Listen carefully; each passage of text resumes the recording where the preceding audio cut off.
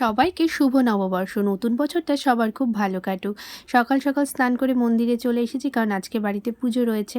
আর এখানে মা ঠাম্মি সব পুজোর গোছানোগুলো গোছাচ্ছিল। আর এখানে সবাই পুজোতে বসেও গেছে। তোমরা হয়তো খেয়াল করে দেখো, এখানে আমাদের কিন্তু জোড়া লক্ষ্মী গণেশ রয়েছে, কারণ আমাদের দুটো দোকানের পুজো একবারে বাড়িতে বসে হচ্ছে। আর বোন খুব সুন্দর করে উলু দিচ্ছিল। আর এখানে ঠাকুরমশাই আরতি করলেন। এরপরে আমরা অঞ্জলি দিয়ে নিলাম। তো অঞ্জলি শেষ করার পরে পুজোও কমপ্লিট হয়ে গেল। আর দেখো ঠাকুরদের কত সুন্দর সাজানো গোছানো, খুব ভালো লাগছিল দেখতে। এবার ঠাকুরমশাইও চলে গেলেন। এখন তো ঠাকুর ঘরে কিছু কাজ আছে, প্রসাদগুলো গোছাতে হবে। তো আমি আর মা মিলে গুছিয়ে সবাইকে প্রসাদ দিয়ে দিলাম।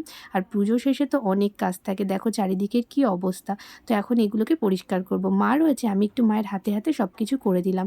ঠাকুর ঘরটা পরিষ্কার করে নিলাম। আর যে বাসনগুলো ছিল সেগুলো ধুয়ে উবুড় দিয়ে দিলাম। আর দেখো আমাদের গাছে কি সুন্দর ফুল ফুটেছে, খুব ভালো লাগছিল। আর যেহেতু পয়লা বৈশাখ, তাই সবাই মিলে একটু কলা পাতায় খাওয়া দাওয়া করলাম। তো আজকের মতন এখানে